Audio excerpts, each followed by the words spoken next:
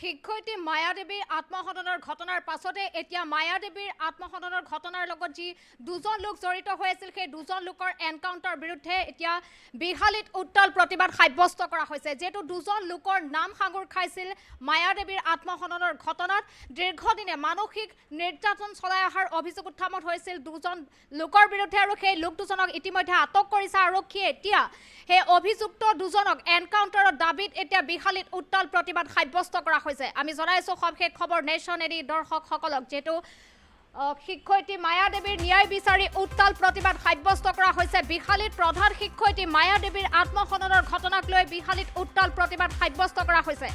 মায়াদেৱী উপাধ্যায় আত্মহননৰ সৈতে নাম সাঙুৰ খাইছে শিক্ষা বিষয়া মিলন দাসৰ নাম, লগতে নাম সাঙুৰ খাইছে শিক্ষক ব্ৰজেন কুমাৰ ডেকাৰো নাম সাঙুৰ খাইছে আৰু অভিযুক্তক এনকাউণ্টাৰৰ দাবীত এতিয়া সৰব হৈছে বিহালীৰ শিক্ষক সমাজ।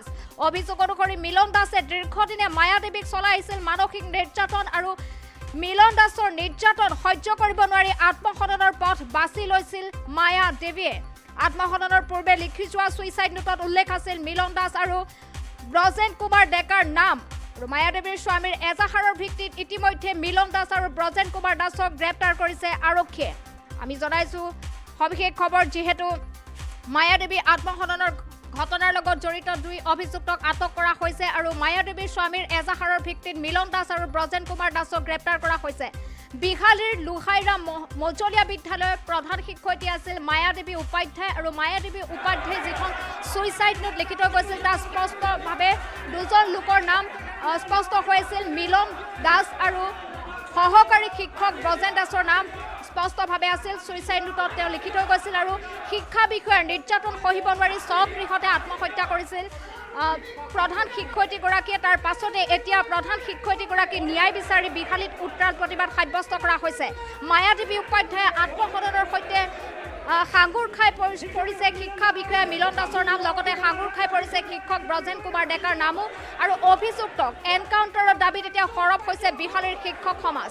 অভিযোগ অনুসৰি মিলন দাসে দীৰ্ঘদিনৰ পৰা মায়াদেৱীক চলাই আহিছিল মানসিক নিৰ্যাতন আৰু সেই নিৰ্যাতন সহিব নোৱাৰি আত্মহননৰ পথ বাছি লৈছিল মায়াদেৱীয়ে। এতিয়া মায়াদেৱীৰ আত্মহননৰ ঘটনাক লৈ এতিয়া বিহালীত উত্তাল প্ৰতিবাদ সাব্যস্ত কৰা হৈছে। শিক্ষয়িত্ৰীগৰাকী ন্যায় বিচাৰি উত্তাল প্ৰতিবাদ সাব্যস্ত কৰিছে বিহালীৰ শিক্ষক সমাজে। আত্মহননৰ পূৰ্বে যি ছুইচাইড নোট লিখি থৈ গৈছিল তাত স্পষ্টভাৱে মিলন দাসৰ নাম আৰু ব্ৰজেন কুমাৰ ডেকাৰ নাম উল্লেখ আছে আৰু তাৰ পাছতে যি মায়াদেৱীৰ স্বামীয়ে এজাহাৰ দিছিল এজাহাৰৰ ভিত্তিত ইতিমধ্যে মিলন দাস আৰু ব্ৰজেন কুমাৰ দাসক আৰক্ষীয়ে আটক কৰিছে আৰু অভিযুক্তক এনকাউণ্টাৰৰ দাবীত এতিয়া সৰব হৈছে বিহালীৰ শিক্ষক সমাজ আৰু ন্যায় বিচাৰি এতিয়া শিক্ষয়িত্ৰীগৰাকী ন্যায় বিচাৰি এতিয়া বিহালীত উত্তাল প্ৰতিবাদ সাব্যস্ত কৰা হৈছে।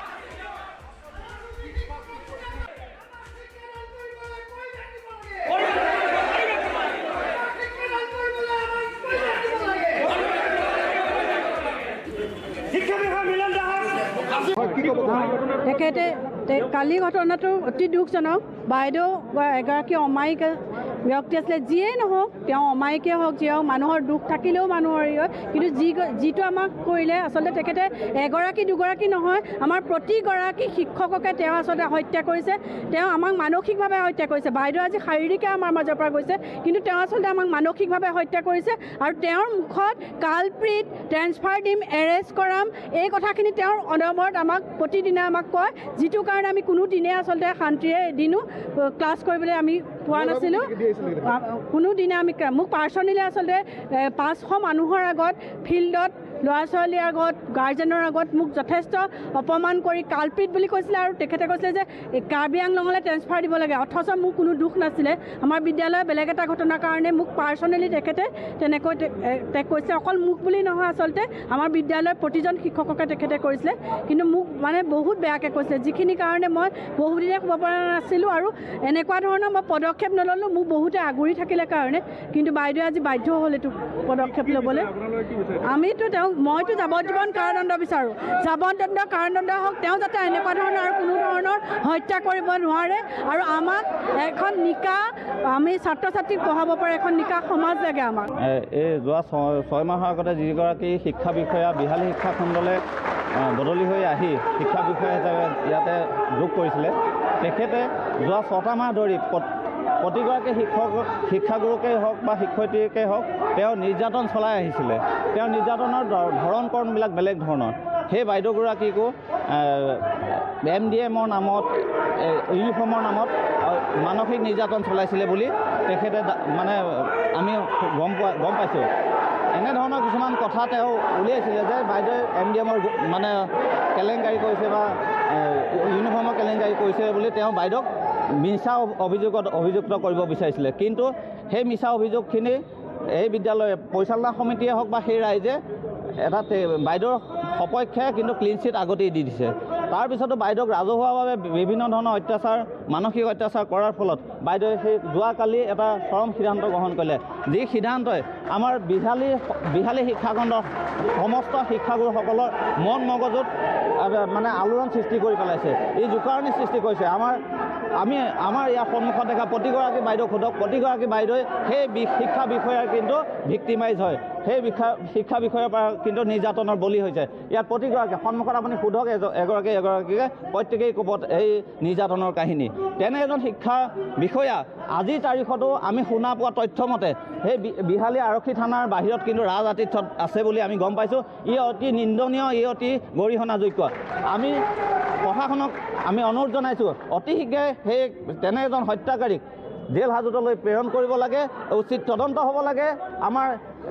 আমাৰ যি শিক্ষয়িত্ৰী মহোদয়া ঢুকালে তেখেতক ন্যায় দিব লাগে। আমাৰ অনুৰোধ এয়াই, আমাৰ এটা দাবী, এয়াই আমাৰ দাবী। গতিকে এই দাবী প্ৰশাসনলৈ আমি আগবঢ়াই দিছোঁ। প্ৰশাসনে উচিত বিচাৰ কৰিব লাগে বুলি আমি পুনৰবাৰ দাবী জনাইছোঁ। হয়, শিক্ষকসকলক বহুত আগৰ পৰা, আজি যোৱা 6 মাহৰ পৰা এই নিৰ্যাতন চলি আহিছে। আমাৰ প্ৰথমগৰাকী নিৰ্যাতনৰ বলি হৈছিল উমা অধিকাৰী ছাৰ।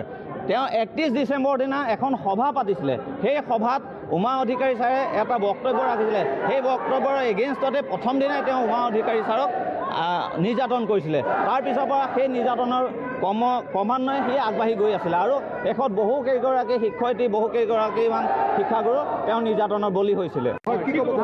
তেখেতে কালি ঘটনা